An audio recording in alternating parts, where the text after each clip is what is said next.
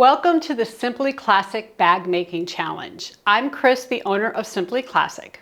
Over the next few weeks, I'll be walking you through every step of the bag making process as we make this designer-inspired bag. I have been teaching bag making for many years all around the country and online, but recently I realized I don't have a lot of resources for people who are brand new to bag making.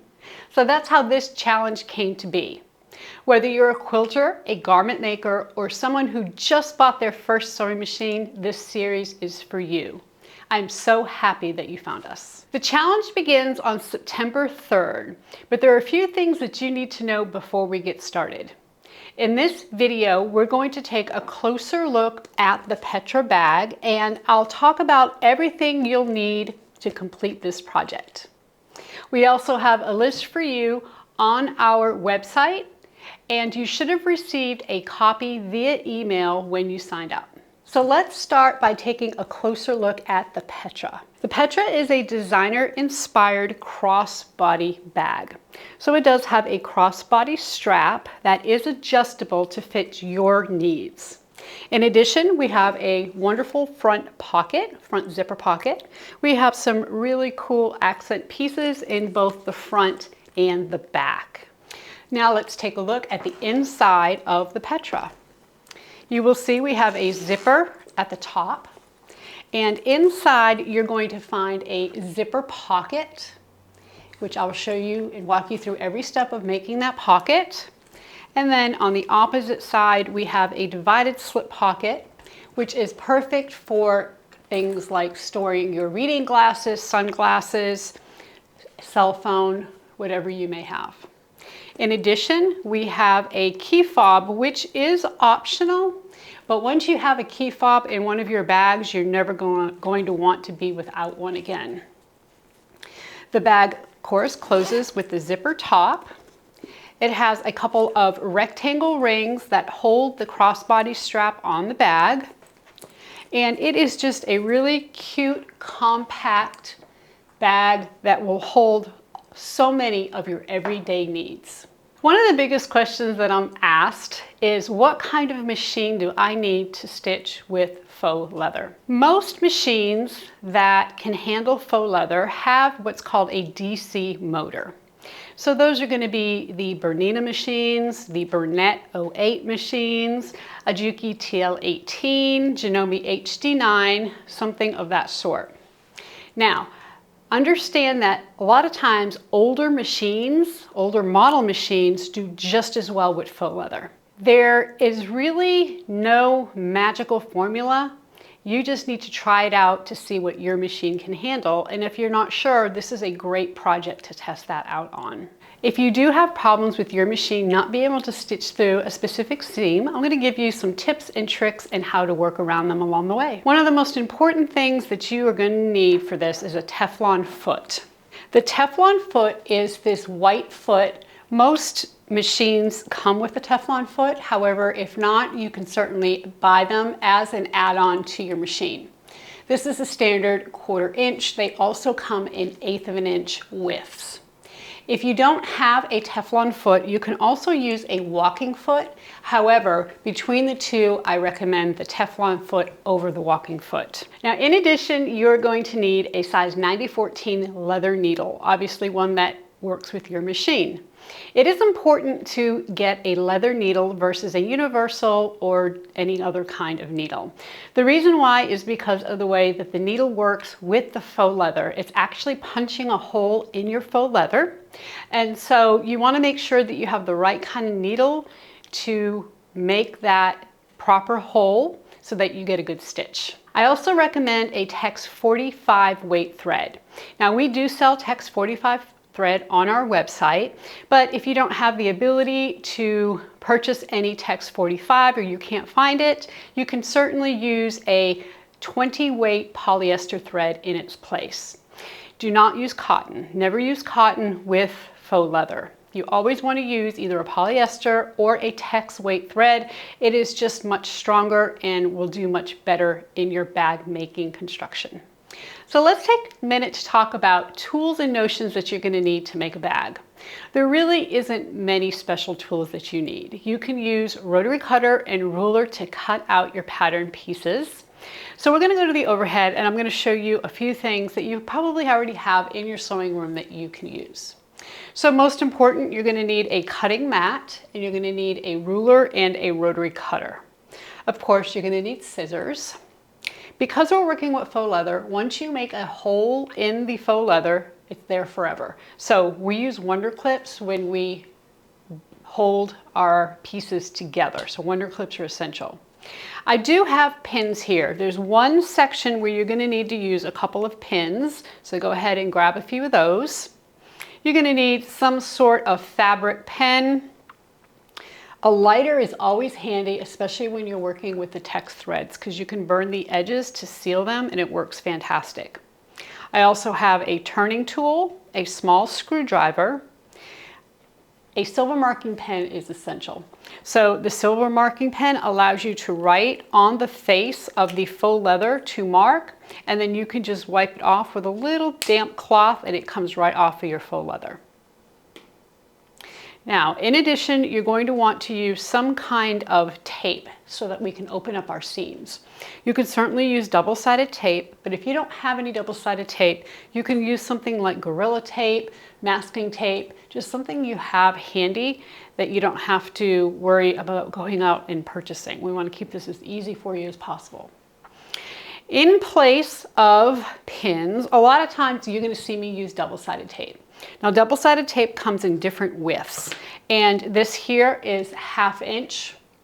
We also have a 1/4 inch, and we have an 1/8 of an inch.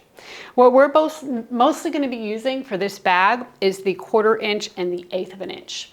As I use the double-sided tape, it is optional. I will be giving you tips and tricks on how, if you don't have double-sided tape, you can still make the seam work. You'll be doing it with basting stitches and with wonder clips.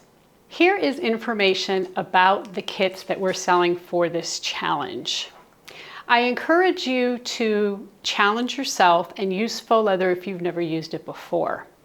However, know that you can certainly purchase the kit from our website, or you can use what you have.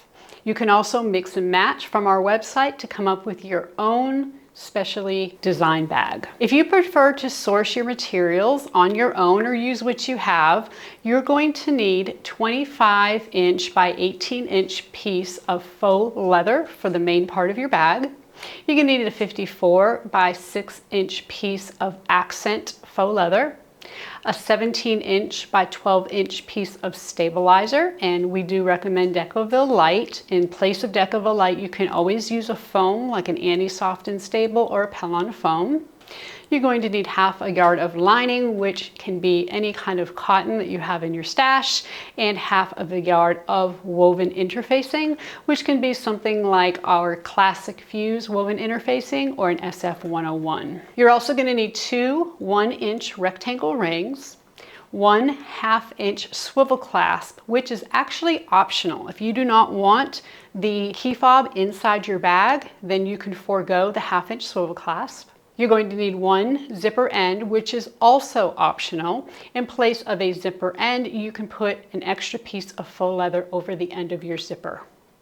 You're going to need 2 8-inch number 5 zipper by the yard pieces, 1 12-inch number 5 zipper by the yard piece, 3 number 5 zipper pulls, and if you would like, you could use rivets. Now, rivets are optional, and in all of the bags that I have made thus far, I have not used rivets, and in our construction, we will not be using rivets, so you don't feel like you need to go out and buy them. We're trying to make this as easy as possible for you.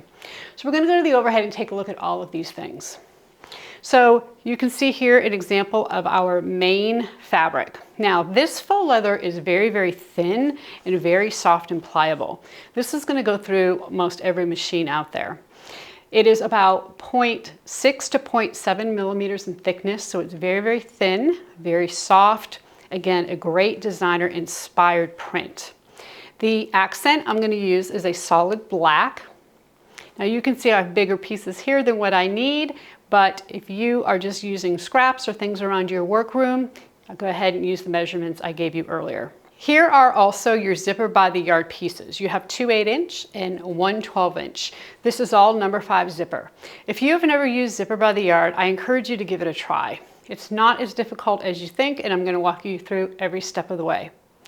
You're going to need 2 rectangle rings, 1 inch. You're going to need 3 zipper pulls that go with your number 5 zipper tape. Now, a zipper end is optional. As I mentioned, you could certainly use a piece of faux leather to go over the end of your zipper. And a 1/2-inch swivel clasp is optional. You can certainly forego the key fob if that's not something that you want. You're also going to need a slide adjuster, and we do recommend a 1-inch wide mouth, which is a little bit larger slide adjuster. It's going to help your strap slide a lot easier. In addition, you're going to need a 12 by 17-inch piece of stabilizer. Now, I like Decovillite. Decovillite is a kind of leather-like feeling. We're going to adhere it to the back of the faux leather. So it does have a curtain glue backing, and we are going to adhere that with an iron or a heat press. And then you're also going to need a 1/2 yard of lining, which can be any kind of cotton that you have in your workroom. And then also a 1/2 yard of the woven interfacing. Again, something like Classic Fuse or an SF101 are great options. I hope you're as excited as I am about our first bag making challenge. I know that trying something new can be a little scary, and I'm very grateful that you're going to take that first step with us. It is really going to be a lot of fun. Of course, it's even better when you have a community around you. So I invite you to join our Facebook group as well. We have bag makers of all experience levels, and it's just full of support and inspiration. Remember, the first video tutorial for the bag making challenge drops on Thursday, September 3rd. Make sure you subscribe to the Simply Classic YouTube channel, and I'll also send you an email reminder when the video is posted. In week 1, we'll start by cutting out our pattern pieces and adhering our interfacing and stabilizer. In week 2, I'll show you how to make a faux leather strap. Week 3 is going to be all about exterior construction. We'll construct the front zipper pocket as well as stitch our accent pieces onto the bag.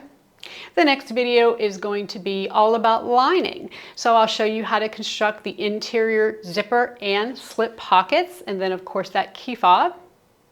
And then the last video, we will put it all together. So we will take our front and back pieces, stitch them together, as well as add our crossbody strap. So after 5 weeks, you will have a finished bag and all the skills you need to make your next one. So grab your supplies, mark your calendar. I'll see you on September 3rd, and until next time, everybody, happy sewing.